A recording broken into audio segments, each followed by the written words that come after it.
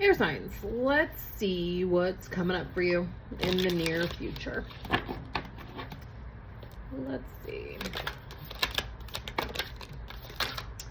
For those of you who are Colorado based, I do have the information up about the retreat that I'm hosting October 26th.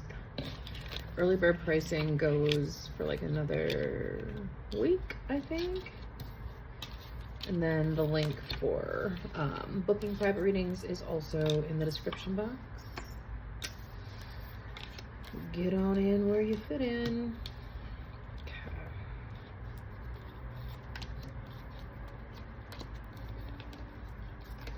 Oh, look at that. It's even. All right. Air signs, you got a lot going on.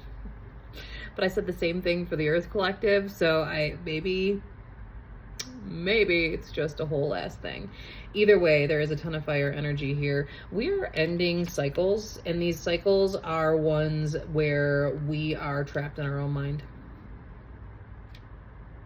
It's time. It is time for you to reach for your freedom. It is time for you to recognize the strength it takes for you to find your freedom.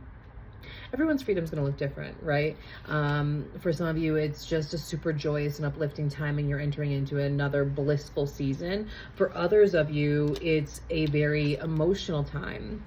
And as you reach for your freedom, you're trying to unentangle yourself from people, places, and things that just straight up no longer serve you.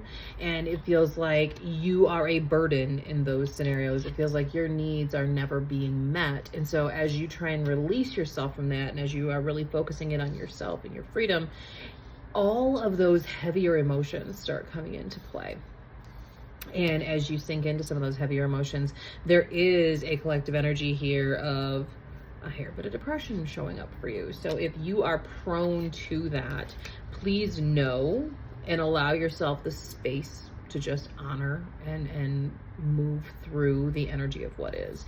It feels like we're a little bit stuck. We don't quite know which way to go, what to do as we try to find that balance, as we watch ourselves trying to maneuver through these life cycles and work to unentangle ourselves, okay?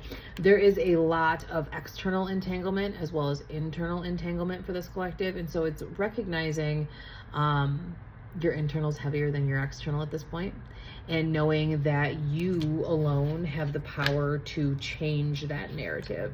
This is a personal power, and you have to be able to hone it. You have to be able to control it. You have to be able to live it out loud and watch as your magic starts to move these mountains.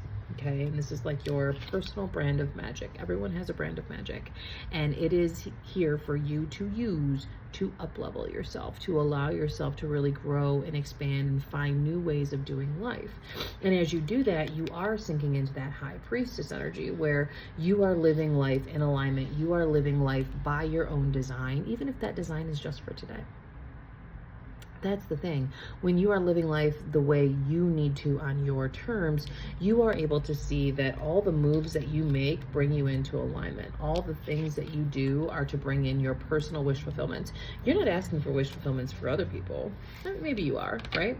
But at the end of the day, your wish fulfillments are coming in to help you expand, to help you grow, to bring in new scenarios in which you can find new ways of moving through life for yourself.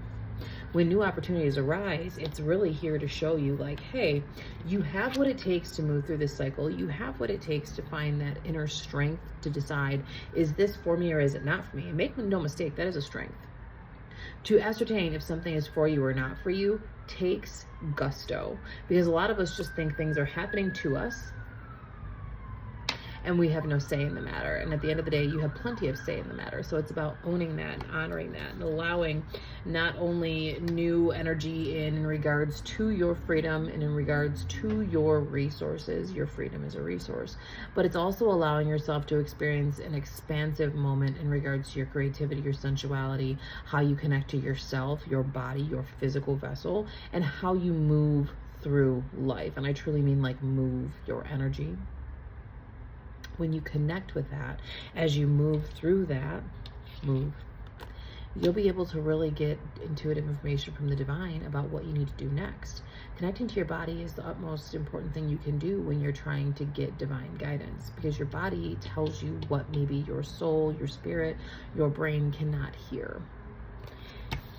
They are ready for your spiritual up level, and they are ready for you to start moving through life in a different way. The next wave of spiritual up level for this collective is going to show up in a way where you just silently maneuver through life. And that's not in a bad way. That's not in a toxic way.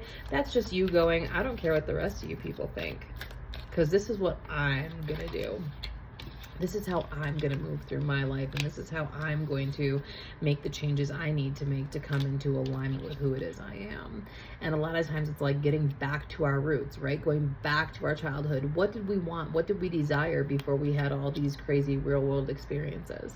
What was making our heart happy when we were 3, 4, 5, 6? How do we find that childlike joy and wonder again, so that way we can start adjusting how we move?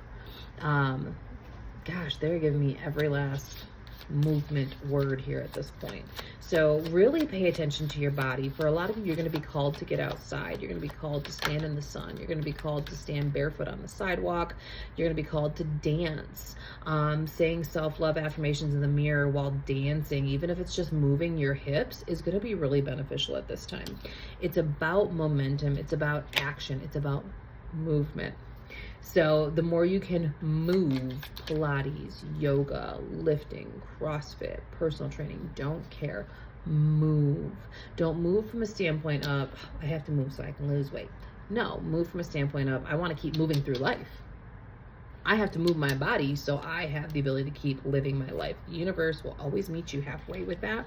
So any effort you expend to move your body, to move your energy, spirit will then meet you in the middle. That is just the way of it. So the more intention and attention you put toward movement, the easier it'll be for the universe to start meeting you halfway.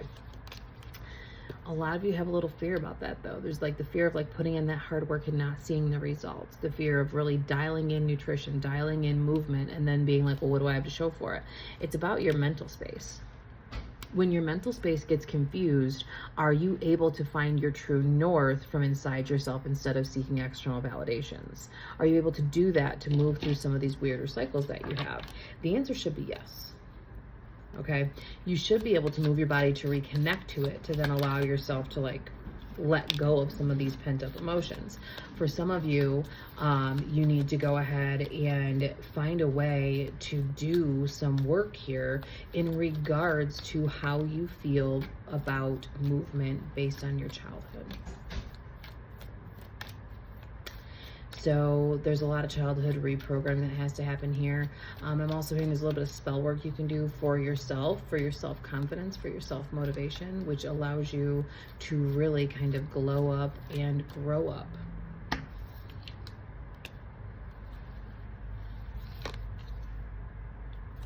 It's a season of love.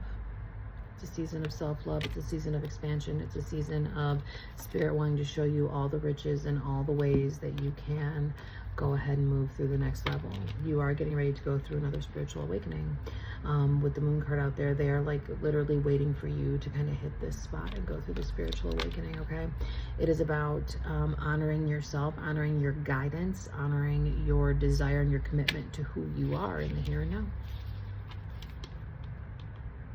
Okay, love you, bye.